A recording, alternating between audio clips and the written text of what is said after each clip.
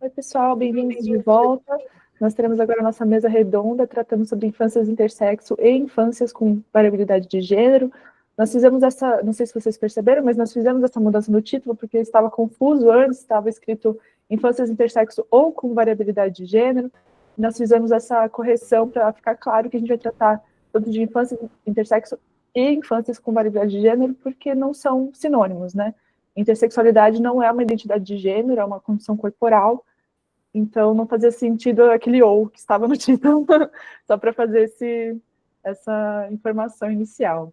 E nós vamos começar, então, com a fala do Dr. Daniel Almeida Gonçalves, que é médico de família e comunidade pela EPM Unifesp, é mestre em psiquiatria e doutor em saúde coletiva, é médico do Departamento de Medicina Preventiva Unifesp e colaborador do Núcleo PES Unifesp, Ambulatório FAI.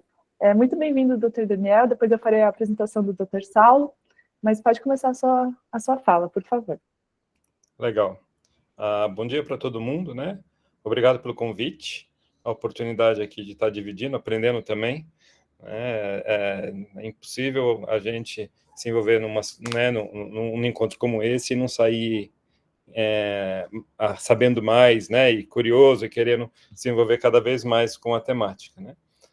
Isso tem um pouco a ver até com a minha trajetória. Eu sou médico de família, formo médicos de família na Escola Paulista de Medicina, e entendendo a importância, né, de médicos de família, não sei se todos aqui conhecem a especialidade, de conhecer, né, uma vez que a gente cuida de pessoas em todas as suas situações, conhecer a questão trans, né, e nessa o Magnus me captou, né, vinculado à Escola Paulista, e pediu para colaborar com o núcleo trans, aos poucos, e agora eu estou aqui apoiando a criação de um ambulatório voltado para famílias, adolescentes e crianças em situação de diversidade de gênero. E o objetivo da minha fala aqui hoje, agora nesse momento, é falar um pouco do serviço, falar um pouco, né, do nosso objetivo, de como está se organizando, até porque, né, é um serviço absolutamente novo. O núcleo trans, como vocês já puderam perceber, saber e aprender, ele tem uma história de mais tempo na universidade, e agora está, né, abrindo essa frente também para o cuidado das famílias, das crianças e dos adolescentes, né? Então, vou falar um pouquinho do ambulatório, o que tem por trás dele, e depois, né, o Saulo, ele vai complementar mais com a temática voltado à questão das crianças, né, e adolescentes na diversidade de gênero. Tá legal? Eu vou compartilhar a imagem aqui com vocês.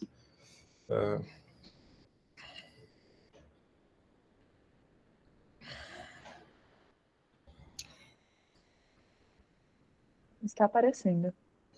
Já está aparecendo? Já está aparecendo, só não está ainda em modo apresentação. Pois é, calma aí que ele me deu um aviso aqui de questão de infinito que eu nunca tinha visto.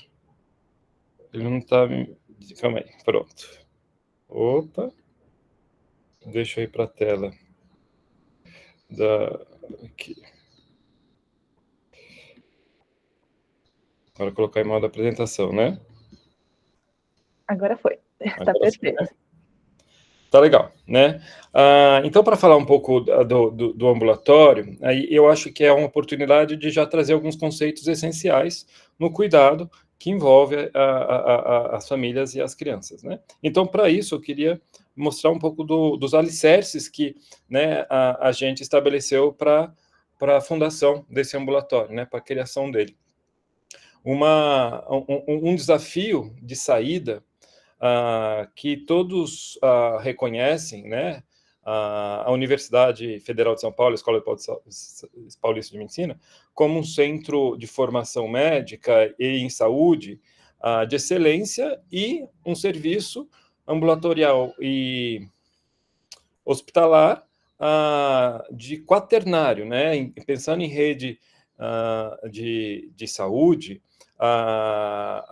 é um espaço de cuidado de pessoas com situações muito raras, haja vista a própria, né, a fala do Magnus, das crianças, das pessoas com intersexo, né, porque são situações, do ponto de vista epidemiológico, raras, né, não é frequente, e os ambulatórios da Escola Paulista se prestam, via de regra, a lidar com questões que envolvem doenças, né, e numa perspectiva super especializada. Ao passo, né, que o cuidado né, do que a gente vai falar hoje, ele tem uma primeira quebra aí de um paradigma que absolutamente a gente não deve olhar para isso como uma questão de doença, né? As crianças com essas vivências, os adolescentes, e eu já começo a falar isso, e o Saulo vai poder trazer com todo o expertise dele, não se trata de uma questão de doença, senão, né, pessoas saudáveis, e assim a gente quer que continuem.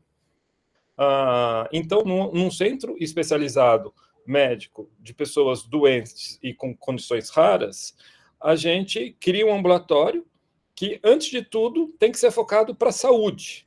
Isso pode parecer, talvez, para muitos que estão assistindo aqui, uma coisa meio óbvia, mas para médicos, de uma forma geral, não é. E acho que esse é um espaço confortável que eu transito por ser médico de família, porque não sei quantos conhecem a especialidade, a gente se forma e a gente estuda, antes de tudo, para cuidar e ajudar as pessoas a continuarem saudáveis, avaliar o estado de saúde, o quanto que essa pessoa é capaz ali de promover saúde e olhar para isso também. Né? Claro que não exclusivamente, a gente tem que cuidar de pessoas doentes num outro aspecto, né? Envolvendo a doença. Mas a medicina de família, a gente estuda como lidar com a saúde para além da doença. E um dos alicerces do FAI é esse, né? Que a gente tem que ter o foco na saúde, para não patologizar uma situação, né, que, como bem dito já, por um tempo foi entendido como uma condição de doença. Mas agora, né, como qualquer pessoa saudável, e ainda mais vivendo uma situação muito inusitada, né, um momento especial da vida, e essa questão da diversidade, ela pode adoecer, né? E se adoecer, a gente tem que saber lidar aí, né, com uma perspectiva integral, considerando saúde física e mental ao mesmo tempo, né? Então, quem trabalhar com isso tem que, né, e a equipe tem que olhar dessa forma, assim como ter uma compreensão sistêmico-familiar. Não à toa, ambulatórios, né, chama ambulatório de famílias.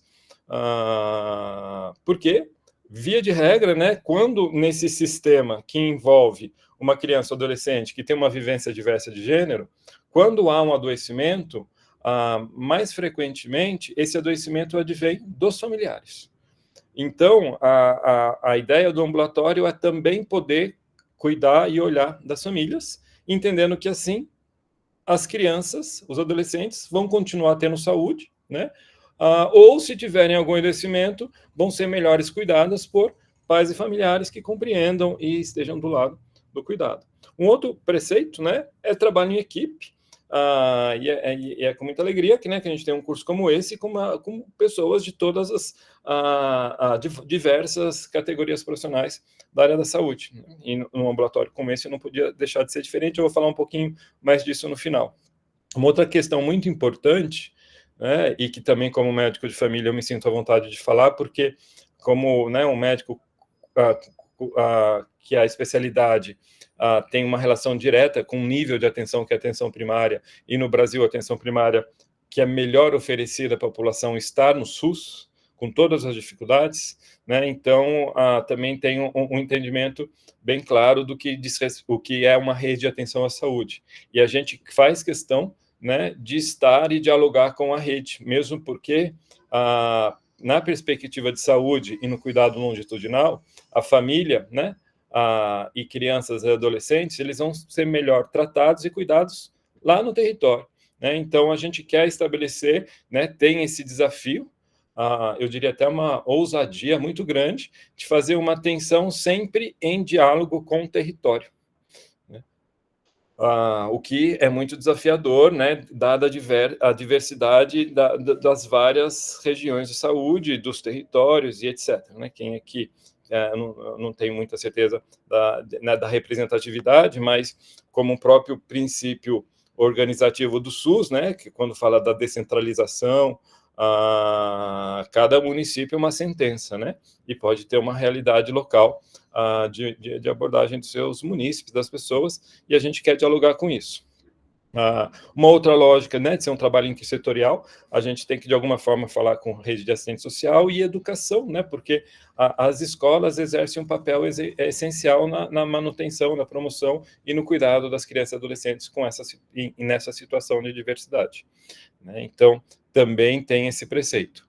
Um outro é oferecer cuidados individuais, né, ali no consultório, familiares em 4 paredes, mas também a fazer intervenções em âmbito coletivo, grupos, né, fora ali, eventualmente, né, do ambiente ambulatorial e num ambiente mais amplo, em se tratando de adolescentes. Então, a gente também planeja esse tipo de cuidado e aprendizado nesse aspecto. Uma questão importante, isso diz respeito muito a mim também, que eu estou me envolvendo com todo esse conteúdo mais recentemente, não tive uma formação direta, e estou aprendendo todo dia. E a gente trabalha numa perspectiva onde todo mundo na equipe tem que chegar lá, né, na vibe, na intenção de aprender e ensinar. Né? Então, a gente vai estar a todo momento a preocupar, já está, né, já existe aí um embrião da equipe, um núcleo de pessoas muito queridas que se estabeleceu aí uma relação de amizade muito boa nesse desafio, mas a gente vai ter que ampliar. E essa equipe ampliada vai ter que ter o compromisso de ensinar um ao outro. Né? E nem a gente pretende, né, seria até inadequado que as pessoas já chegassem informadas num assunto como esse. Né? A gente vai se formar. E para isso, né, a gente tem que estar vinculado a um projeto de pesquisa. A gente vai estar vinculado a um projeto de pesquisa para fazer ciência e para aprender. Né? E sobre esse projeto de pesquisa, essa é uma questão importante. E já se falou aqui o tanto que a academia médica, né, ela impõe coisas que fogem à realidade e que muitas vezes mais atrapalham do que ajudam, e em outras vezes não falam por muitos médicos. Mas é o que a gente tem para hoje, né, gente? Né? Ter um choque de realidade, o CFM está aí, ele normatiza, e se a gente quiser fazer as coisas, né, no guarda-chuva da lei, isso é desejável, ainda mais quando a gente está no centro universitário, quer ser exemplo, quer publicar, a gente tem que respeitar algumas regras institucionais. E existe uma resolução do CFM, e aqui eu coloco ela, né, porque alguma dessas crianças, desses adolescentes, vão precisar de um bloqueio puberal, né, ter ali um atraso do desenvolvimento da questão, né, do desenvolvimento dos caracteres sexuais do corpo, e esse bloqueio ele só pode ser feito, segundo a CFM, a partir de um certo estágio da puberdade, né, classificado aqui por uma escala de Turner 2, mas, olhem só, né, realizado exclusivamente em caráter experimental em protocolos de pesquisas de acordo com as normas de um CEP, né, de um Conselho de Ética, em hospitais universitários e ou referência para o Sistema Único de Saúde.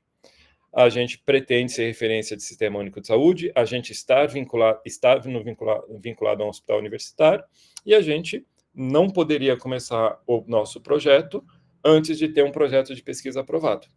E, por coincidência ou não, né, 15 dias antes de eu estar aqui falando com vocês, depois de 2 anos de produção de um projeto, 1 ano de submissão, o nosso projeto foi aprovado. Então, agora a gente está se organizando para, a partir da aprovação desse projeto, constituir o nosso espaço de cuidado. Né?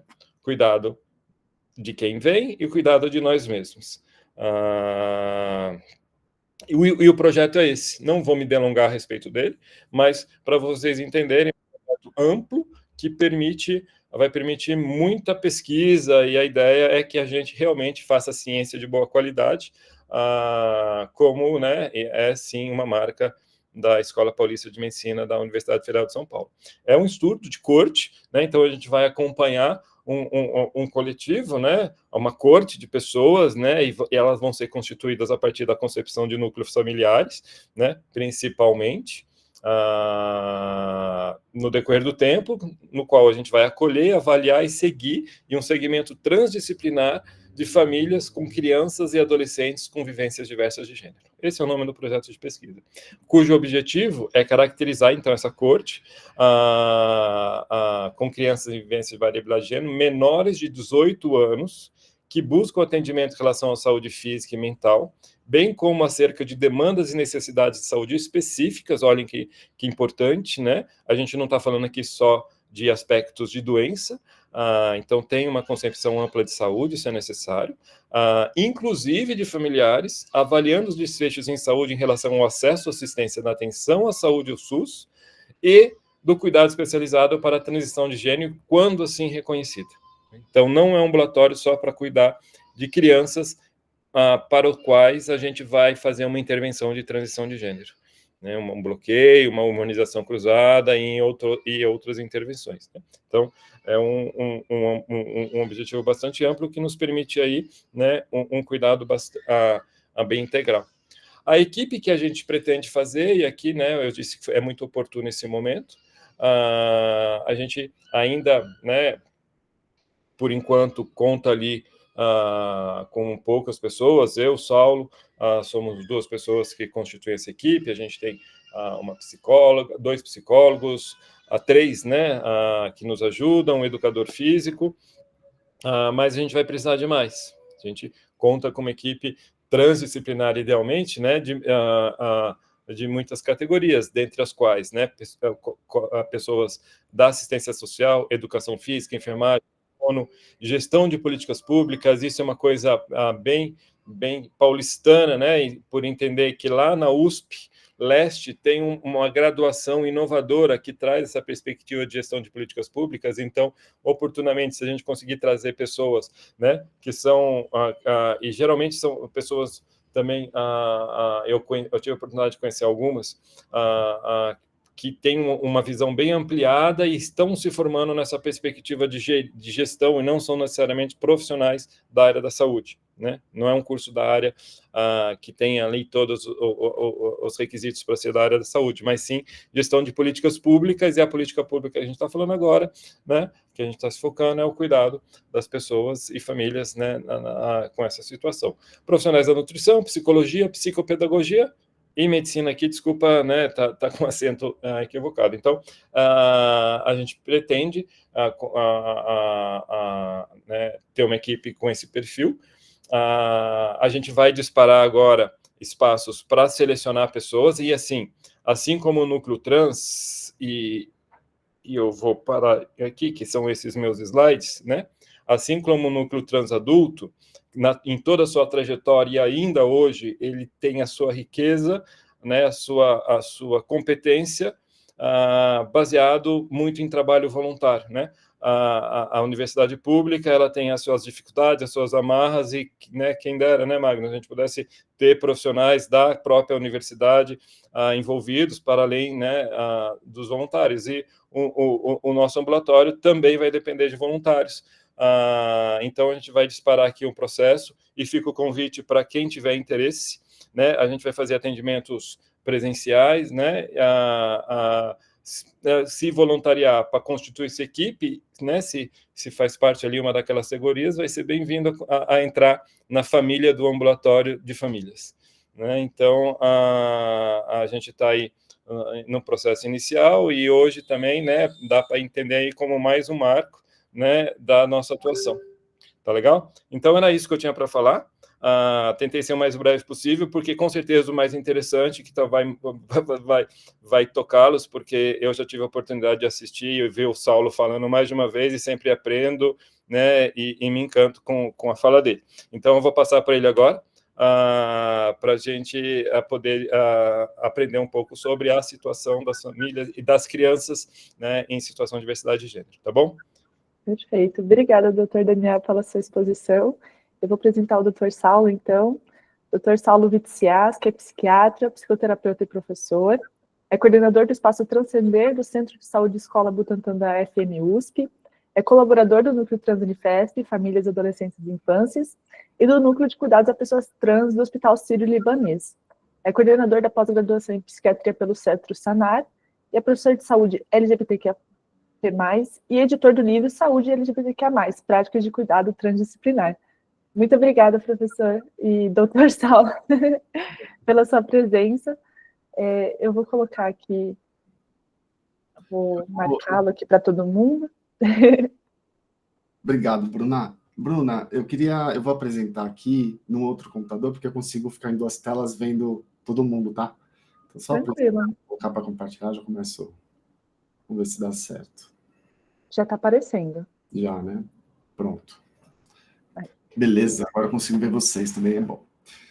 Gente, vou começar com uma audiodescrição, né? Porque eu acho importante, não sei se outras pessoas vão assistir depois, tá? Eu sou uma pessoa de 42 anos, sou branco, sou um homem, cis, gay. Tenho, assim, um cabelo meio grisalhinho, assim, relativamente loiro, com umas entradas, estou com uma camisa polo cinza, tem um composê atrás de mim com um monte de plantas, que isso é coisa do meu marido, porque eu não cuido de plantas, elas morrem comigo, tadinhas, né? Alguns livrinhos atrás, e uma barba grisalha também, né? Que a gente vai ficando grisalha. Gente, vou falar um pouco sobre infâncias intersexo, infâncias trans, depois do Daniel, e depois também, né, da Paula, do Magnus, da Thaís. Vou repetir, tentar não repetir o que foi falado. Queria também agradecer o convite da Bruna, do Magnus, do Daniel. Primeiro, assim, né, agradecer o convite para estar na Unifesp, né, do Magnus, da Denise, que me chamou, Daniel, que me aguenta, né, semanalmente, né, nessa produção de uma construção de um serviço. E queria, assim, dizer que eu estou muito honrado e também aprendendo muito com todo mundo. E vamos falar um pouco sobre infância intersexo, e foi comentado que eu sou psiquiatra, né? E homem branco, né? Então, assim, tem uma questão complexa aqui, que é, quem fala de crianças? Afinal, as crianças não falam muito, ou elas falam? A gente escuta essas crianças? Então, já tem uma questão aí de uma disputa de narrativas, que já foi comentado também, de, assim, o que é melhor para essa criança? O que é melhor para essas infâncias? Quem vai cuidar dessas infâncias? Né? No ano passado, aqui em São Paulo, a gente vivenciou uma excrescência política, né, em nome de uma CPI aqui na LESP, com deputados querendo defender crianças e querendo fechar serviço por conta de não existem crianças trans, ou não existem crianças... E aí, nesse processo, deputados falando sobre essas crianças, né? E aí a gente tem, por outro lado, psiquiatras falando sobre essas crianças, psicólogos, médicos falando dessas crianças, pais, familiares falando das crianças, e aí o pessoal vai jogar na internet, temos crianças, e colocam lá na parada, e fazem, né, todo um desfile.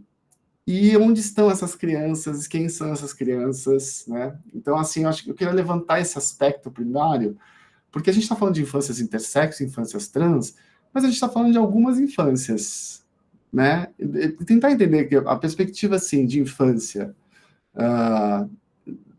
primeiro, né, que não é, historicamente, criança, a concepção que a gente tem de criança, ela não é universal, ela mudou com o decorrer do tempo, né? Antes eram considerados mini-adultos, depois eram considerados pessoas que não tinham o que dizer até os seus 18 anos.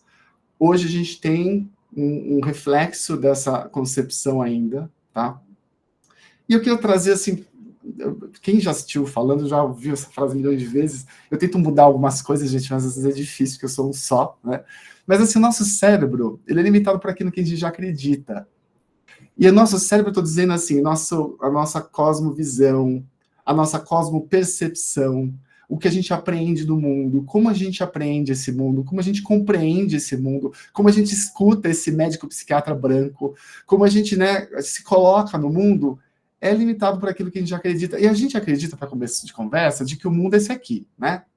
A gente acredita, o mundo, o planeta Terra, esse daqui, mas como já foi falado pela Paula, essa aqui é uma concepção arbitrária de mundo. a gente divide o nosso corpo, né, em cabeça, alto, céu, alguma coisa, né, divina, potente, produtora, e a parte de baixo do corpo é o que sustenta. Tem o cu, que é um lugar onde, né, a gente excreta, tem os lugares, veja só, a terra plana, né, Magnus? Também as pessoas acreditam que é plana.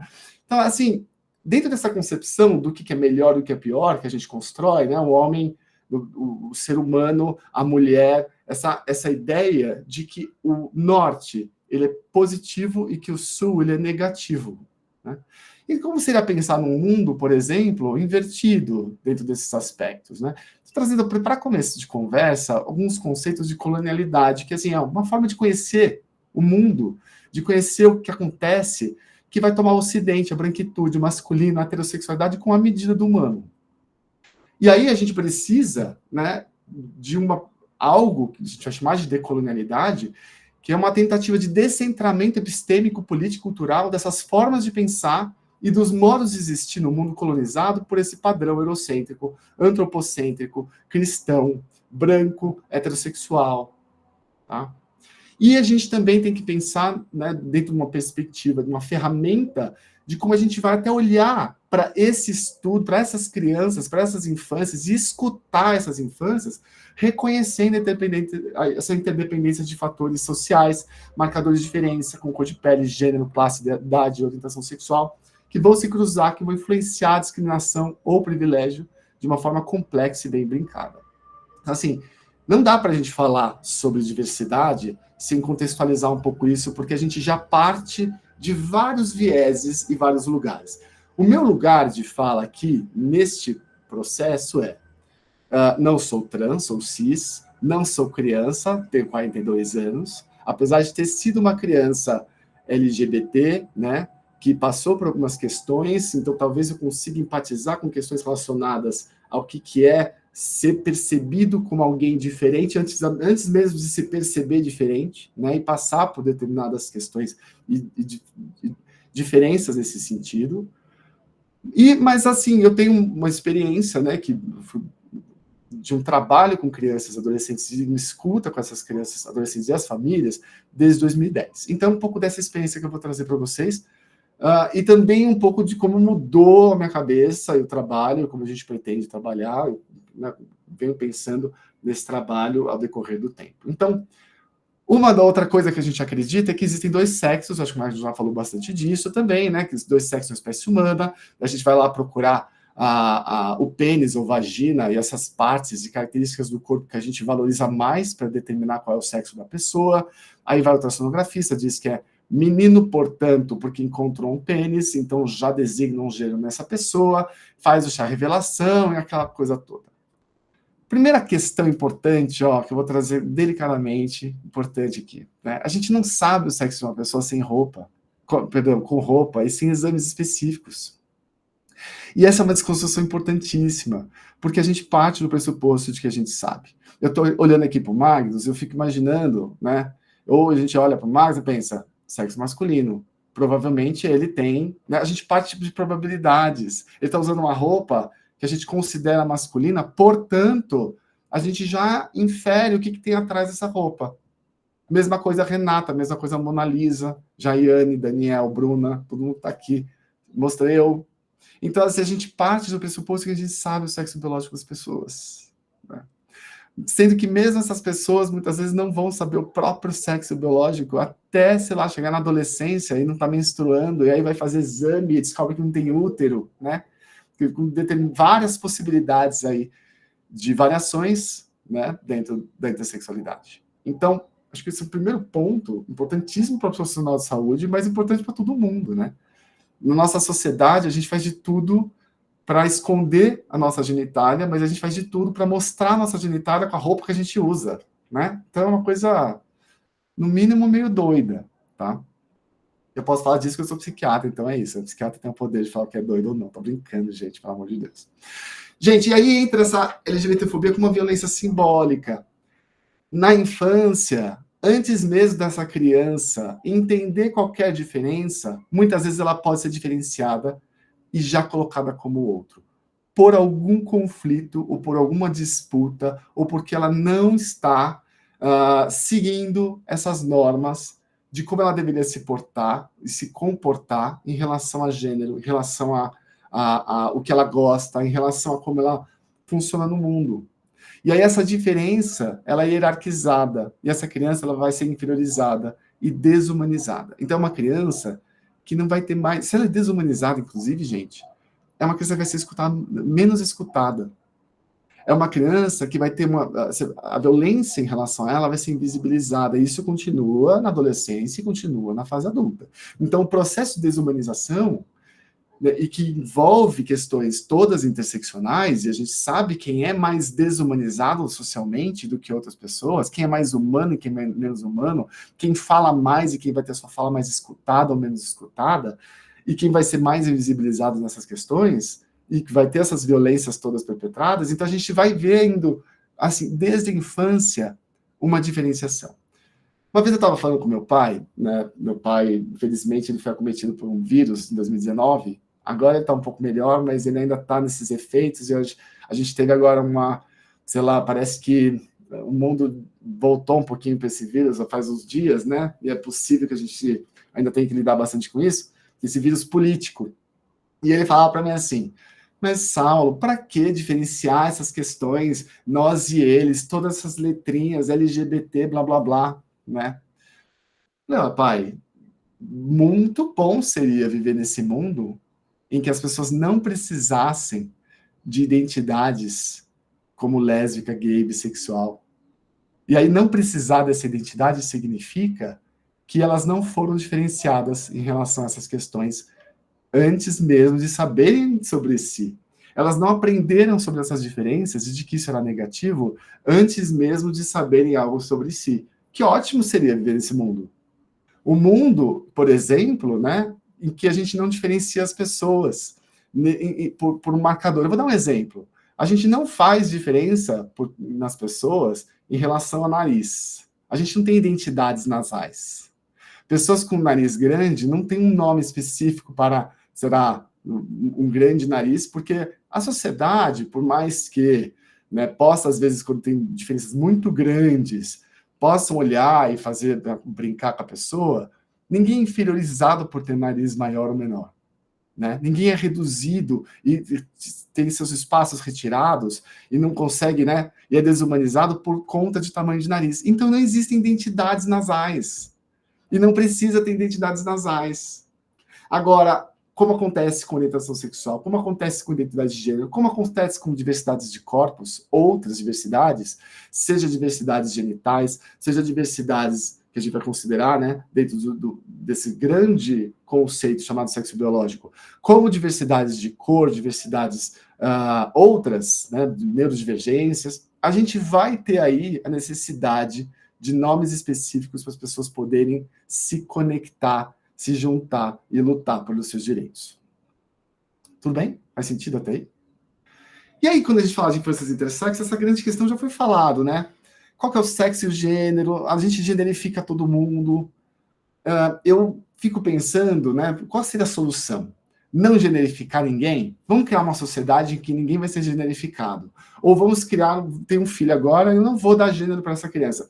Talvez seja tão autoritário dar um gênero como não dar um gênero, né? Pode ser autoritário também, você não dar um gênero para uma criança, né? Não generificar a criança numa sociedade completamente generificada. Mas será que a gente não pode pensar numa perspectiva de que o gênero que é colocado para a criança, que é designado para a criança, não pode ser temporário? Não pode ser emprestado até que essa criança comece a dizer algo sobre si? Se a gente já empresta um gênero, fala, tá, todo mundo generifica, eu vou generificar menino. Mas entender que esse gênero é um gênero que ele é temporário, tipo uma CNH temporária, sabe? Porque a pessoa precisa dirigir e a gente dá uma CNH temporária, mas a partir do momento que a pessoa está dirigindo, ela mesma vai ter a sua CNH. E eu gosto desse exemplo de CNH, gente, porque tem a ver com acessos, tem a ver com o jeito da pessoa poder ir para o mundo com autonomia e dizer para o mundo para onde ela quer ir e o que ela quer fazer no mundo. Né? Então, assim, dá uma CNH temporária e depois a pessoa vai ver qual é a CNH, né, que ela vai ficar. como que registra, questões de urgências médicas também já foi falado, então não vou passar tanto por aí. Mas, assim, quais são os legados desse modelo antigo no cuidado com pessoas intersexo? Ainda muitos centros vão ocultar informações para pacientes, para famílias. As intervenções cirúrgicas permanecem sendo realizadas, são várias, vocês estão vendo aí. Ainda na infância, antes da pessoa ter capacidade de consentimento, com suporte psicossocial insuficiente, então não se trabalham essas questões, né, de uma psicoeducação, de poder passar para a pessoa, olha, sexo biológico é isso, não existe uma grande... Ela nasceu desse jeito, esta é a realidade, existem diferenças aí no desenvolvimento do corpo. Isso tudo acontece com o intuito de reduzir sofrimento e estresse familiar. Então vamos proteger essas famílias dessa realidade que aconteceu. Porque, veja, se a criança... Veja só, casal marombado, uma vez atendi, né? Casal marombado, os dois usando testosterona, a criança nasceu com uma diferença de desenvolvimento do sexo. E era uma questão para esse casal social produzir uma criança perfeita. Então, para todo casal, mas para esse casal em específico era muito difícil ter uma diferença no desenvolvimento, porque seria uma imperfeição na visão desse casal, né? Nesse olhar desse casal. Então, assim, como que é desconstruir assim, olha, essa criança nasceu desta forma, né? Essa criança nasceu com esta diferença. E como é que vocês vão desenvolver a paternagem, o cuidado, sem a necessidade de fazer uma cirurgia nessa criança para provar para a sociedade de que vocês fizeram uma criança que vocês consideram, dentro desses padrões, uma criança perfeita, né? No final das contas, fica essa dicotomia falsa. Faça cirurgia ou não faça nada. Ou se opera, ou não se fez nada e se abandonou a criança, né? Então, não tem gente evidência na literatura até hoje, Magnus está aí, se me diga, Magnus, se tem, né? De que o sofrimento não é manejável com o paciente, com os familiares. Estou falando paciente aqui, mas com a criança, né? E que a cirurgia genital reduz mais sofrimento psicológico em relação a não realizar a cirurgia. A gente tem esse dado, né? Fazer a cirurgia vai reduzir sofrimento psicológico em relação a não realizar a cirurgia? E aí tem vários riscos, desde dor crônica, cicatrizes, disfunção sexual urinária, esterilização, tem que fazer terapia de reposição hormonal ao longo da vida, né?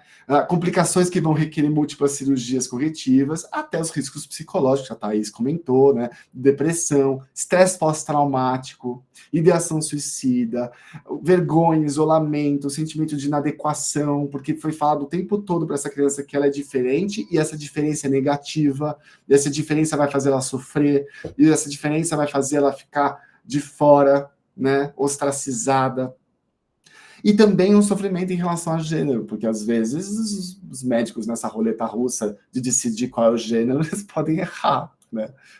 E erram. E aí a criança, os adolescentes, vai querer voltar ou fazer alguma outra coisa com esse corpo de uma outra direção, porque ninguém escutou essa criança ou esse adolescente. Enfim.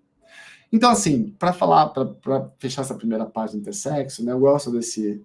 Eu peguei esse slide, né, de um curso de Harvard, eles eram uma pessoa intersexo, ela falando, achei bem interessante, que assim, ó, sai desse modelo tradicional, em que o sexo é definido por um fator único, em que o sexo é binário, é uma malformação, doença, em que o gênero é binário, é previsível, que os genitais precisam ser normais, que as crianças vão sofrer estresse, ostracismo, e que só o intercurso pênis-vagina heterossexual é normal, para um modelo em que o sexo é definido por um balanço de fatores, vai existir dentro de um espectro, que intersexo é uma variação normal e natural, que o próprio gênero é flexível e exploratório, não só na infância, não só na adolescência, mas também na fase adulta, tá?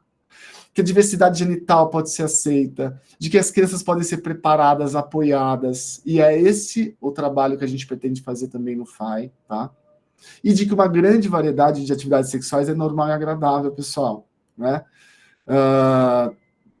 Vamos lá, né? Pelo amor de Deus. Um monte de outras partes do corpo vão dar prazer para além de pênis e vagina, tá? Falando um pouquinho de crianças e adolescentes agora nessas vivências de variedade de gênero, vou trazer uns relatos aqui, ó. Meu filho diz que é uma menina. Eu digo a ele que ele nasceu menino. Ele tem um ataque de choro, fica rolando no chão por 45 minutos dizendo que é uma menina. Meu filho é feliz quando está usando roupas de menina. Quando pedimos para tirá-las para dormir, ele chora. Uma criança de 4. Minha filha pede pro pai transfundir seus genes para ela. 6 anos. Queria que meu corpo entendesse a minha cabeça. Uma criança de 7. Né? Aqui, deve estar se perguntando por que vocês estão falando de vivência, variedade de gênero, né? Por que não falar crianças trans? Primeiro que não sou eu psiquiatra, eu acho que eu já trouxe isso, eu acho que a psiquiatria ela tem uma grande dívida para com essa população, a população trans, com a população intersexo. É uma relação de amor e ódio, porque no final das contas, eu acho que no final das questões, é muito difícil assim, você... Não, então não vai ter psiquiatria no processo. A gente gostaria que não tivesse, mas essas pessoas são cometidas por tantos desfechos negativos, por violências e nananã, que elas vão sofrer muito com transtornos mentais. E elas vão precisar de psiquiatras também, dentro de um cuidado. Mas o psiquiatra ele não vai entrar no começo, ele entra para cuidar desses transtornos mentais que a sociedade está rolando e que a própria psiquiatria está fazendo. Então é meio doido isso, né? Então, assim, eu estou dizendo isso porque assim, não é o psiquiatra, não é o padre, não é o professor, não é o médico, não é o psicólogo, não são os pais que vão falar que a criança é trans, né? Não existem critérios para a transexualidade. Não existe nada que define transexualidade do ponto de vista médico. Então, assim, do que a gente está falando? A gente está falando, primeiro, de crianças que vão conflitar com essas normas, essas expectativas sociais, desses papéis de gênero estabelecidos. E a gente vai chamar isso de vivências de variedade de gênero. Crianças que podem gostar de brinquedos, estereotipicamente são diferentes, não vão ter essa, né, eu gosto de brincar de carrinho, e é uma menina que gosta de brincar de carrinho, ou vice-versa. Então, qualquer conflito com a sociedade, com a expectativa social, a gente vai estar chamando de vivência e variedade de gênero. E, gente, no final das contas, provavelmente todas as crianças têm vivências de variedade de gênero. Então, não existem crianças que têm vivências e crianças que não têm vivências, tá? Então, assim, as vivências de variedade de gênero, quando a gente pensa numa sociedade possível para todas as pessoas e que gênero faz cada vez menos sentido, todas as crianças, ao brincar, talvez deveriam ter vivências de variedade de gênero.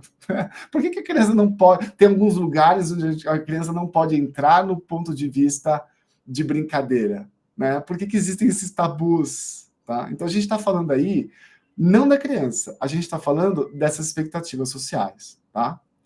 Dentro desse grande balaio, né, de infâncias, a gente vai ter crianças que podem reivindicar expressões de gênero diferentes, querem usar roupas diferentes, né? Vão ter comportamentos considerados diferentes. E aí, dentro desse balaio, a gente tem a reivindicação de uma identidade de gênero diferente daquela designada ao nascimento. Isso aqui é importante, pessoal, porque, inclusive, isso vai interferir em estudos e artigos. Quando vocês escutam, por exemplo, artigos antigos, né, de 2002, lá do pessoal do protocolo holandês, que fala assim, só 15% das crianças trans continuarão trans na fase adulta, né? De que crianças esse artigo está falando? Das crianças que têm vivências de variedade de gênero, ou das crianças que reivindicam uma identidade diferente? Hoje a gente sabe, com artigos mais recentes, que as crianças que reivindicam identidades diferentes não têm 10% de chance de serem trans na fase adulta. Outro ponto importante é, por que a gente dá tanta importância para o que a criança vai ser na fase adulta? Né? Como se a criança ela não existisse no dia de hoje. Ela não é ninguém agora, e a gente precisa tomar decisões para que na fase adulta ela seja algo que a gente espera que ela vai sofrer menos. Né? A gente pensa na criança pensando no futuro dela, mas a criança ela já existe, e essa existência ela pode ser marcada por vivências muito positivas, de construção de autoestima, ou muito negativas, né, de vergonha, de isolamento, tá? Então, assim, dentro desse balaiozinho de crianças que vão reivindicar identidades diferentes, a gente vai ter as crianças trans, que são crianças que compreenderam o que é transexualidade, que se identificam como trans, e a gente vai respeitar isso. Ok, a criança se identifica como trans. Será trans? Será que ela é trans? Não interessa, ela é trans, ela está dizendo que ela é trans. A transexualidade é autoatribuída, inclusive na infância. Qual é o nível de maturidade que a gente tem que ter para dizer se a gente é trans ou não? Será que é com 18 anos, 20, 25, 30? Será que com 40 a gente vai ter certeza que a gente é trans e, portanto, a gente é trans? Quem valida isso? É a sociedade que vai validar? É o psiquiatra. E aí a gente coloca assim, adolescentes, adultos, trans, dentro dessa reivindicação de uma identidade de gênero diferente da designada. Beleza? E aí tem essas terminologias, e eu acho importante colocar isso aqui, ó. A sociedade vai produzir identidades que são importantes aí para uma diferenciação, para uma colocação do lugar onde a gente se encontra socialmente, né?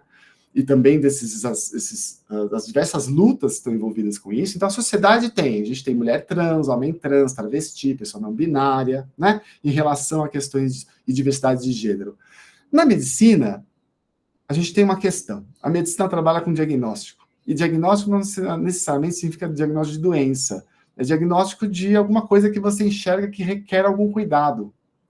A gente faz diagnóstico de gravidez. A gente faz diagnóstico de saúde. A gente faz diagnóstico de tudo, né? Enquanto ferramenta médica para... Será que eu posso agir?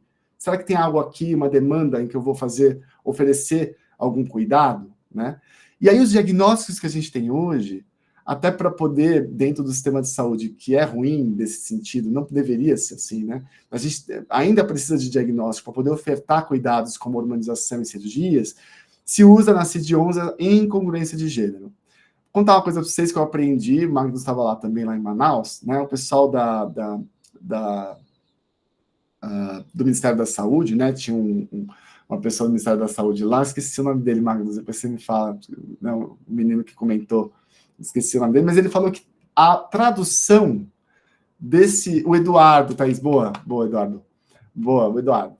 O Eduardo comentou, a Thaís estava com a gente lá em Manaus, que a tradução da CID talvez não seja incongruência de gênero para o português. Talvez seja dissidência de gênero, que é um termo melhor aí, menos patologizante, que tira a ideia de que a pessoa está incongruente com algum gênero dela. Na verdade, ela está incongruente com o gênero que deram, né? Mas aí dá uma melhoradinha, dissidência de gênero. Enfim, na questão intersexo, né, a sociedade, as identidades são pessoa intersexo. Na medicina, não se diagnostica intersexo.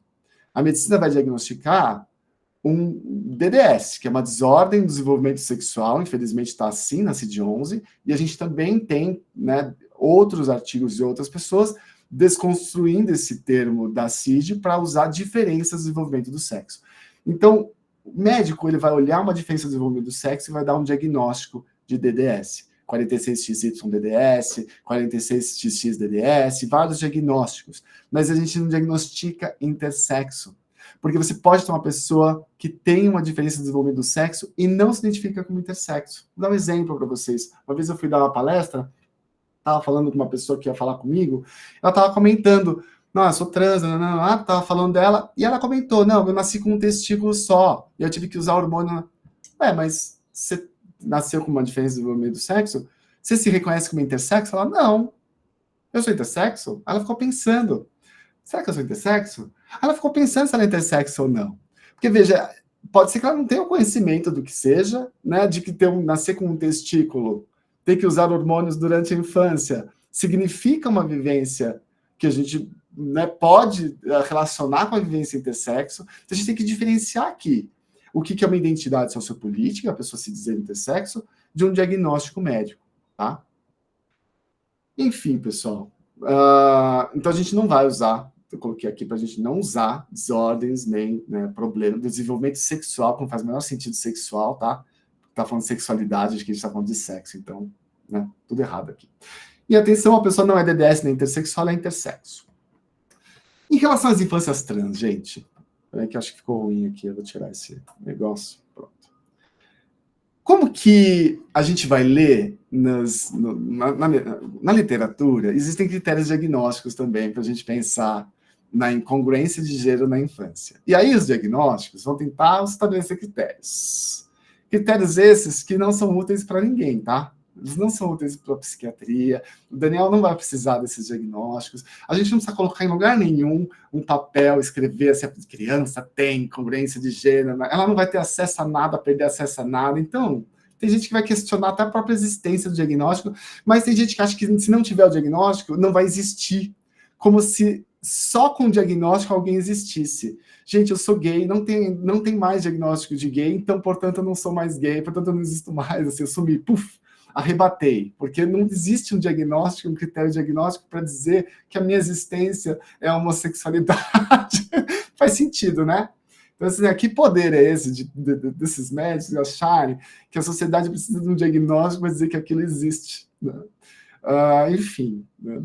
Enfim, eu queria fazer um diagnóstico, sei lá, de psicopatia política. Eu queria fazer, para a gente poder, né, começar a fazer o diagnóstico desses políticos. Enfim.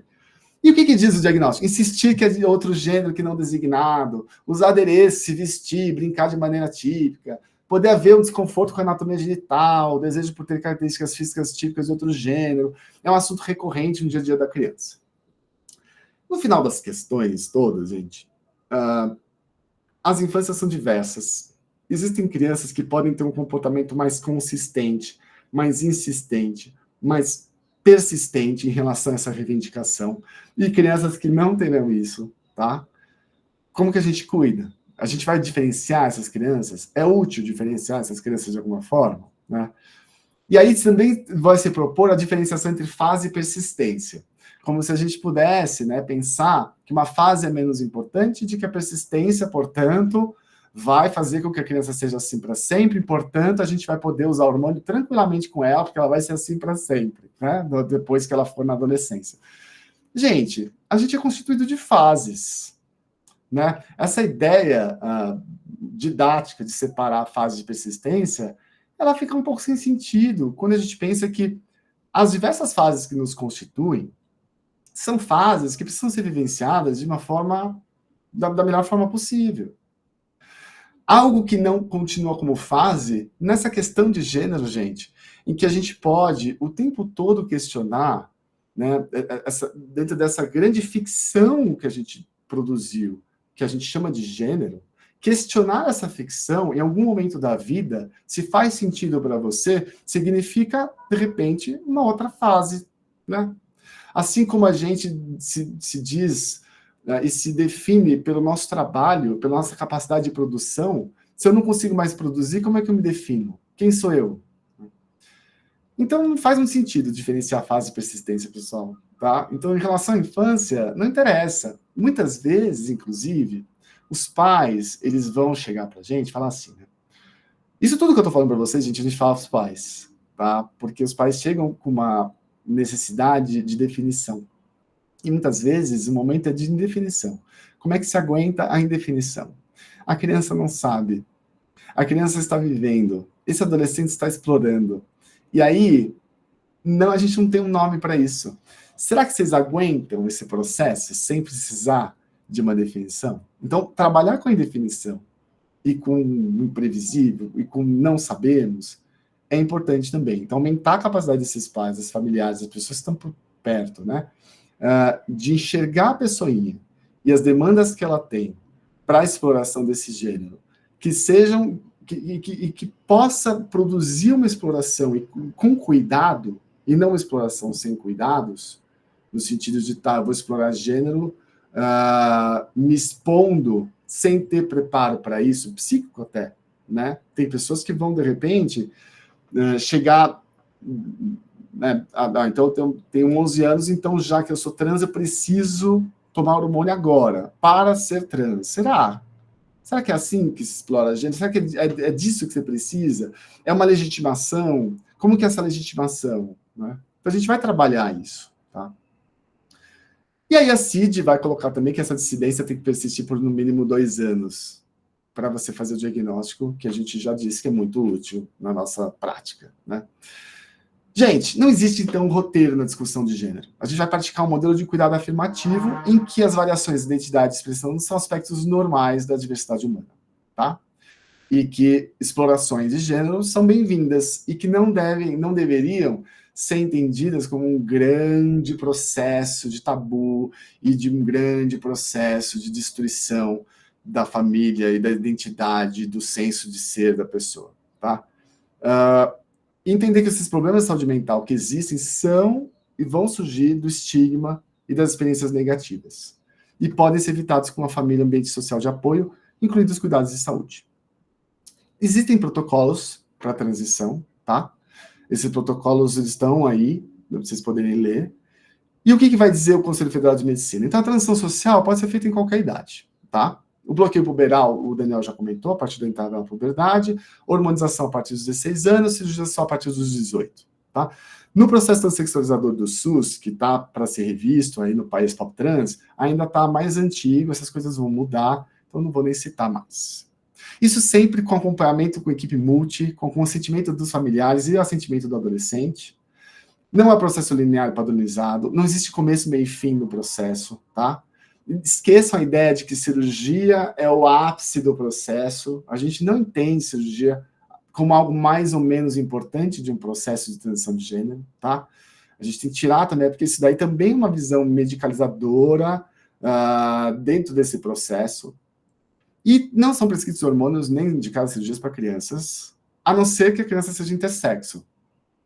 Aí, quando a criança não pode nem falar nada, aí se faz cirurgia para criança, né, Thaís? Aí o povo faz, né? Mas aí, quando a gente fala de crianças que estão dizendo algo delas, a gente não vai fazer, tá bom? Então é uma coisa meio estranha aqui também. O que é a transição social? Acho que vocês já sabem, essas estratégias para um maior conforto pessoal em relação à expressão de gênero. Ninguém impõe nada à pessoinha que vai pedir e vai solicitar determinadas modificações aí na maneira como ela se expressa, tá? E ela é reversível, é possível em qualquer faixa etária, e a gente tem muitos benefícios, muitos estudos mostrando isso, né, com diminuição de estresse causado pelo meio social, essa possibilidade de vivência de gênero vai possuir uma ação integradora na estrutura psíquica, com efeitos na autoestima, desenvolvimento de autonomia, crianças mais felizes, confortáveis. A gente vê, assim, um processo de desenvolvimento de uma criança em que ela pode ser ela mesma, neste momento, faz com que ela seja uma criança, assim como todas as outras, e uma infância possível. Se ela está precisando reivindicar uma identidade e encontra barreiras para essa legitimação, para essa escuta e para esse respeito nessa reivindicação, ela vai, primeiro, gastar mais tempo reivindicando, não vai dar para brincar, porque ela tem que reivindicar, né? São crianças, gente, eu escutei isso de uma mãe, e eu li também uns textos sobre isso. Nossa, a gente fica, lá no Transcendente, a gente já está fazendo algumas atividades de grupo, né, desses familiares, e a mãe fala assim, puxa, levei, né, minha filha de 9 anos para a parada, e ela já sabe tudo sobre todas as leis, sobre todos os políticos que falam X ou Y. Ela sabe, ela está super empoderada, mas assim, por mais que seja legal isso, gente, será que ela não deveria ser só uma criança que não precisasse saber tudo isso? É uma criança que teve que amadurecer e conhecer algumas mazelas sociais no momento em que a maioria das crianças não estão fazendo isso, né? Então, será que não foi retirada uma parte das possibilidades de estar num lugar até um pouco mais alheio a toda essa dor e sofrimentos sociais, para já precisar reivindicar e produzir luta com 9 anos, né?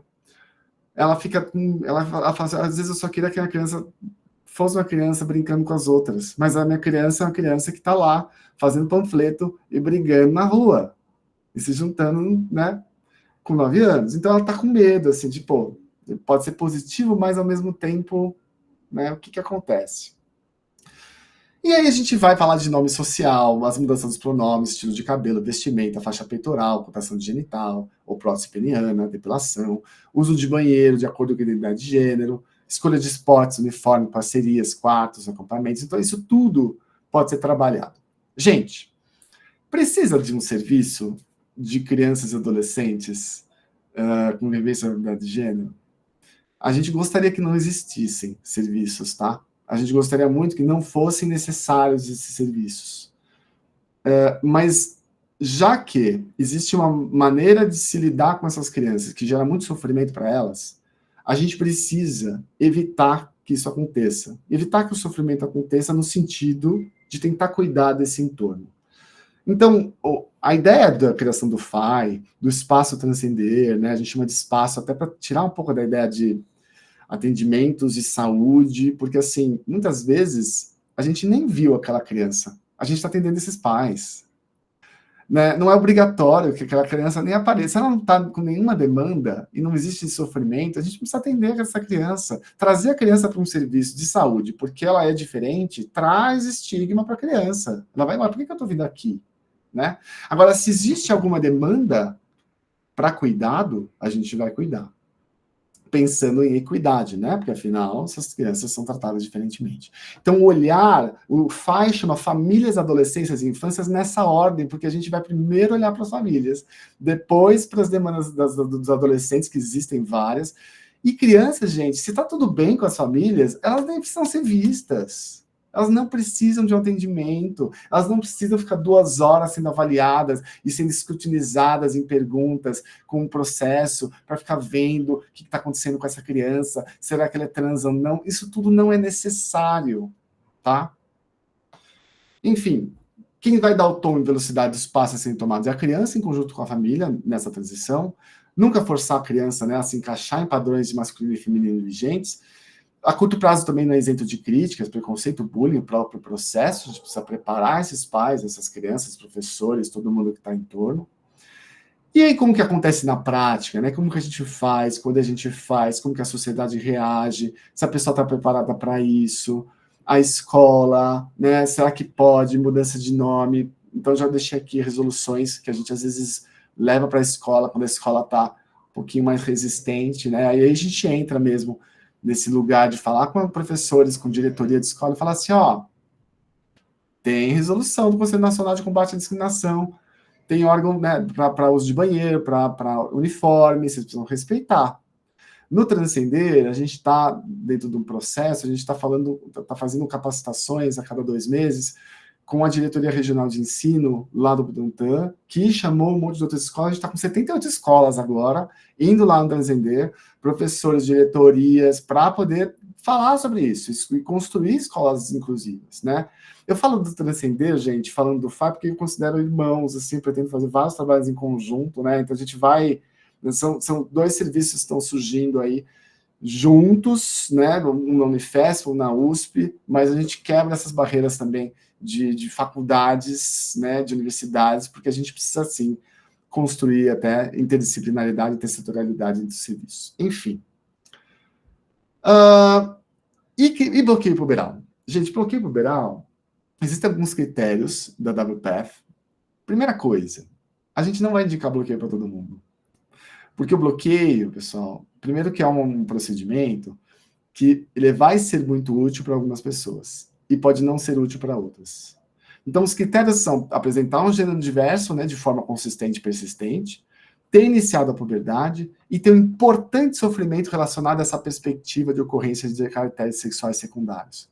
Não podemos partir de um pressuposto de que uma pessoa trans tem que ser binária para ser feliz, ou de tem que ter, né, um corpo conforme o gênero que ela está reivindicando, porque aquele corpo é daquele gênero. A gente está construindo novamente uma ideia de generificação de corpos complexa. Então, a gente não pode partir de pressupostos. A gente precisa olhar assim, ó, a criança está reivindicando faz tempo, ela está com medo, esses pais estão com medo, existe um risco de suicídio real, existe um risco de autolesão real, ela está se cortando. A perspectiva dessas mudanças corporais, ela é aterradora para essa criança. Tem indicação de bloqueio puberal. Essa criança está lá, começa a puberdade, não está gostando muito da menstruação, mas não é uma grande questão. E a gente tem que olhar mais antes de indicar um bloqueio, pessoal. Então, assim, não sair fazendo bloqueio, mas também não sair não fazendo bloqueio para todo mundo, né? É ter critérios bem estabelecidos e uma indicação muito bem fundamentada, tá? Assim, para esses pais, gente, quando a gente coloca né, os riscos e benefícios, os pais muitas vezes decidem pelo bloqueio, porque é isso, a decisão é muito simples. Fazer um bloqueio e reduzir esse sofrimento, né, reduzir essa ansiedade e evitar um suicídio, ou a pessoa está lá no risco de suicídio. Então, nossa, mas o bloqueio vai tirar a fertilidade. A gente está falando da existência da pessoa enquanto viva, né? Os pais estão com medo dessa pessoa se matar. Ela já tentou se matar uma vez. E o bloqueio vai reduzir a ansiedade. A gente tem vários estudos nesse sentido. Então, assim, esses pais não estão interessados em fertilidade nesse momento, estão interessados em vida. A pessoa está viva, tá? Tem que demonstrar maturidade emocional e cognitiva necessárias para assinar o termo de assentimento e consentimento. Tem que ter afastado problemas de saúde mental que possam interferir com a capacidade de consentimento, de tratamentos médicos, e informações, né, sobre os efeitos da capacidade reprodutiva, incluindo potencial efeito de perda de fertilidade, possibilidade de preservação de fertilidade, se houverem. E esse daqui o Daniel já comentou, do resolução do Conselho Federal de Medicina, eu vou pular. Gente, quais desafios a gente tem nesses atendimentos? Então, a revelação para parcerias. Revela, não conta. Fala para amiguinho, não conta. Para qual amigo vai falar? Conta para aquela avó bolsonarista ou não, né? Vai contar para a tia que nananã. Como que faz? Eu fiz uma intervenção, porque tinha uma mãe super, não tinha problema nenhum, tô super tranquila, mas, minha filha, né, chamando pelo gênero que ela... Minha filha, ela não vai... Né, eu só vou chamar pelo nome que ela está querendo, Sofia, quando ela falar para a avó. Porque a avó, né, ela não quer contar para a avó faz parte da família, e ela não quer contar para a avó, então, assim, fica estranho chamar de um nome, depois chamar de outro. Tá, quantas vezes ela encontra com a avó no ano? 3. Falei, opa, parece, Sofia, que a sua mãe, ela tá meio que trazendo um nível hard para você, né? Porque ela tá querendo que você passe o super boss, o super monstro final para ela te chamar de Sofia, né? Será que precisa disso? Então, assim, a gente vai trabalhar essas questões muitas vezes com os familiares. Esses responsáveis, né, na frente ou atrás da criança, um responsável que vai realizar a transição social de uma forma violenta, traumática para a criança, para que essa criança se assuste e não queira. Vínculos simbióticos são questões importantes a serem vistas. Crianças são fluidas, eu já comentei dessa não definição, pode pegar aí para esses pais. Adolescentes em bloqueio puberal que querem se hormonizar. Os adolescentes que desejam hormonização antes da transição social, tá? E aí, como que faz? Será que todos os adolescentes têm que passar por uma transição social de gênero por 2, 3, 4 anos, para depois começar a hormonização? Ou será que a hormonização pode ajudar nesse processo de transição social? Né? Será que a gente tem uma resposta para isso? A gente é caso a caso, tá? Cirurgias depois do bloqueio é um problema dos cirurgiões, né, Magnus? A gente falou lá com os cirurgiões como que eles podem fazer, eles são criativos, eles descobrem formas. A questão aqui, dentro desse processo de o que se fala dessas crianças, a gente tem visto umas brigas, inclusive, né, dentro da área da pesquisa, porque a WPATH ela tem sido deslegitimada por várias questões que têm acontecido aí com a qualidade das pesquisas da WPATH. Ao mesmo tempo, no Reino Unido, houve um processo de uma pessoa trans contra a Tavistock, que distanciou, e aí o Reino Unido agora está mais de direita, está mais nesse sentido, e aí eles fizeram uma revisão independente de uma pediatra influente, conhecida, chamada Hilary Cass, que fez uma revisão, e essa revisão, segundo Hilary Cass, ela foi avaliar não as crianças, ela foi escutar não esses pais, ela foi escutar as pesquisas que existem. E sobre as pesquisas que existem, ela chegou na conclusão de que não deve ser feito bloqueio puberal e que hormônio só a partir dos 18 anos. Aí, a gente fica pensando, né, isso daí, lá no Reino Unido. Aí a gente fica pensando aqui no Brasil, né, como que a gente transfere esse tipo de fala aqui para o Brasil, em que a realidade eu estou para publicar, vou conseguir, gente, vai publicar. Estou para publicar um artigo que mostra, assim, 260 adolescentes que chegam no serviço de 10 a 16 anos, 50% deles chegam no serviço já se hormonizando. Então, a gente não está nem falando de bloqueio puberal. A gente está falando de adolescente com 12 anos que está tomando hormônio sozinho. Né? Metade desses adolescentes chegam no serviço tomando hormônio sozinhos. Então, em que mundo a gente vai falar assim, não façam bloqueio puberal e hormônio só depois dos 18 anos e deixa essa pessoa desassistida, sendo que ela já está tomando hormônio? Assim, qual é né?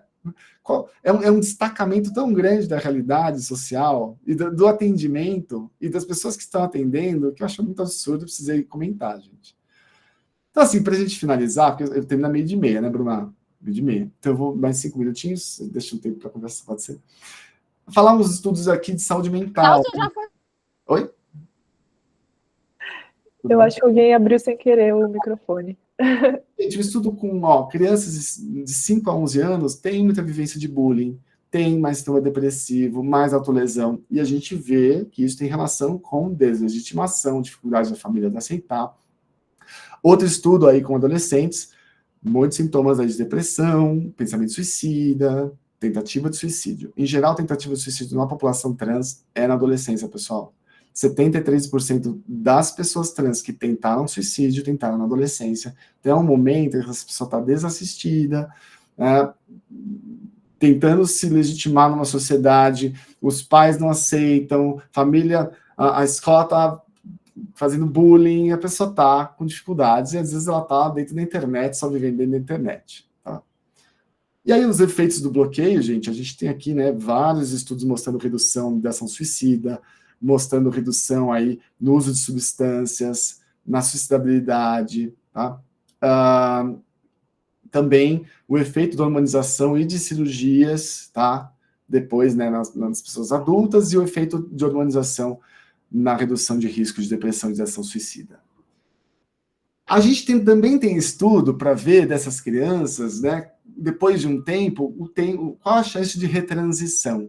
E aí viram que depois de 5 anos de transição, 7,3% retransicionaram. Então não era aqueles 80% que foi comentado lá da década de lá em 2002, gente, tá? Depois de 5 anos de transição social, 94% dessas crianças continuavam se identificando como transbinárias, tá? E de modo geral, os jovens que fizeram a transição social em idades precoces continuaram a se identificar como trans. A gente precisa falar sobre retransição e destransição também sem tabu. Nós, pessoas cis, temos um privilégio, gente. A gente tem um privilégio de fazer o que a gente quiser com nossos corpos e também de se arrepender com isso. Eu posso fazer uma tatuagem no meu rosto, me arrepender e retirar minha tatuagem. Sem precisar passar com ninguém, né? Eu posso, sei lá, bifurcar minha língua se eu quiser. Eu posso, né? Sem precisar passar por ninguém. Agora, pessoas trans não têm o direito de repensarem sobre o gênero, porque, afinal, elas estão sendo tuteladas pelo cuidado de saúde. Se eu tenho, no meu atendimento, um olhar de tutela, um olhar em que eu vou decidir se a pessoa pode operar ou não, se ela destransicionar, o erro foi meu. Vocês percebem? Se ela destransicionar, se ela modificar o que ela está pensando, eu errei. E eu vou me responsabilizar. E eu vou tentar fazer. E eu vou dizer para a sociedade, gente, a gente precisa não deixar, porque elas estão destransicionando. Vocês percebem? A perspectiva de cuidado e de trabalho, ela tem que ser diferente. Ela tem que ser no sentido de empoderamento e construção de autonomia, em que a pessoa tem todas as informações possíveis, em que foram afastadas todas as condições que podem tirar a capacidade da pessoa de decidir por ela mesma, né? E que ela pode, dentro dessas decisões, se arrepender. Gente, eu acompanho essas pessoas trans adultas também, desde 2010, lá no HC, e eu vi, assim, dentro do HC, essa questão da cirurgia, às vezes 10 anos, 12 anos de espera, né? E a gente acompanhando essas pessoas. Quando a pessoa está lá, na espera, na fila cirúrgica, ela quer operar. Quando ela recebe o convite, ela recebe a mensagem, ó, sua cirurgia vai acontecer, você é o próximo na fila, 2 meses para sua cirurgia acontecer, nesse momento a pessoa pensa se ela quer ou não a cirurgia. Porque até então ela não podia nem pensar, só estava querendo porque não podia, estava encontrando uma barreira. Aí a gente via, não, peraí, mas eu não sei se eu quero agora, não, mas eu não sei se eu estou preparado, não, mas será que eu quero mesmo? Ah, mas todas as modificações. Aí a pessoa começa a pensar se ela quer ou não. Mesmo depois de 10 anos. E tinha gente que desistia porque não fazia mais sentido, ou porque não era aquele momento, ou porque era mais importante tal trabalho e não queria perder o trabalho para papá, né? E aí, é uma destransição? Ou a pessoa teve agora, né, o direito de decidir sobre fazer alguma coisa ou não? Então aqui, ó, eu estou trazendo essa fala do Keenan McKinnon, que é uma pessoa trans, que está estudando destransição, tá? E, assim, eu não gosto muito da palavra destransição, prefiro retransição, porque parece que a transição levou a pessoa para um lugar que é um lugar fechado, né? Como começo, meio e fim. Como se a gente não fosse o tempo todo transicionando em termos de idade, em termos de corpo, de tamanho de corpo, ganhou peso, não ganhou peso. A gente está toda hora retransicionando, né? E aqui, ó, fizeram um estudo até, esse estudo aqui é um estudo de 2021, com muitas pessoas trans, tá? 27 mil pessoas. 61% delas fizeram transição de gênero. 13% reportaram história de destransição, né? Quais são os motivos? 82% referiram fatores externos, pressão familiar, estigma, e também sexo masculino, identidade de gênero não binária, orientação sexual bissexual, ter uma família não suportiva em relação à identidade de gênero foram motivos para a destransição. 15% reportou pelo menos um fator interno, como flutuações, incertezas em relação à identidade de gênero, ou seja, isso equivaleu a 2% das pessoas trans que fizeram transição. Ou seja, das pessoas que fazem transição, 2% tinham uma questão com a identidade de gênero. Outro estudo aqui do McKinnon, tá, de 2024, que foi lançado no Journal of Adolescent Health há quase 15 dias, 20 dias, tá? Uma pesquisa online que ele fez, jovens entre 15 a 29 anos, uma média de 21 anos, 54% de pessoas não binárias, 80% reconhecidas como femininas ao nascimento, dessas 720 fizeram procedimentos médicos e 16% cessaram os tratamentos médicos, resolveram parar o tratamento médico, que é entendido como que seria a pessoa que resolveu retransicionar. Por que a pessoa cessa tratamento médico? Primeiro, por questão de saúde, não dava para continuar. Segundo, porque mudou a identidade de gênero. Terceiro, por custos do tratamento. Tá? E foram associadas à descontinuação uma identidade não binária, uma outra identidade de gênero, um diagnóstico de autoidentificação com esquizofrenia e se identificar como cristão atualmente. Foi o dado que ele encontrou. Né? De repente, a pessoa se identifica como cristão e descontinua o tratamento médico. Né? Ou seja, 80% manteve identidade trans ou gênero diversa, mais ou menos 20% descontinuou. E aí a gente precisa olhar para isso, porque as pessoas que descontinuam tratamentos médicos vão para onde no serviço de saúde? Elas precisam de cuidados. E a gente continua olhando para essas pessoas. Tá? Então, assim, se você desvincula o cuidado ao tratamento médico, se você não cria um serviço em que você basicamente só faz bloqueio puberal, eu estou fazendo uma crítica, né? E se a pessoa não tem indicação de bloqueio puberal, ela não tem indicação nesse serviço, e de repente se ela desiste de fazer bloqueio puberal, você não tem mais critério para estar nesse serviço, que tipo de cuidado é esse? Tá? Enfim, a gente tem que fortalecer redes de apoio, família, escola, comunidade, centro religioso, e também ter profissionais habilitados para atendimento dessas pessoas, tá? E para finalizar, eu queria trazer aqui essa tabela, que é da ANTRA, tá? De uma nota técnica de atendimento de crianças e adolescentes, eu acho importantíssima essa nota, que é também sair do modelo transpatologizante para entrar num cuidado trans específico. Tem bastante texto aí, eu vou ler só o cuidado trans específico, vocês tiram um print para ler a parte do modelo transpatologizante que eu já comentei. Então, basicamente, profissionais de saúde são entendidos como alternativas, não como uma efetiva necessidade ou obrigatoriedade. As decisões vão ter um caráter provisório, elas são vividas pragmaticamente, sem a necessidade de confirmar uma verdade sobre essa criança. A infância é entendida como caminho aberto, não linear, onde várias formas de experienciar o gênero podem conviver. As crianças trans, elas se sentem validadas, elas entendem que suas identidades são legítimas, sem serem cerceadas por moralidades científicas e culturais. A escola, a família, a comunidade buscam aprender com as crianças, e o cuidado é construído em comunidade, junto às crianças, buscando inventar infâncias diversas e criativas.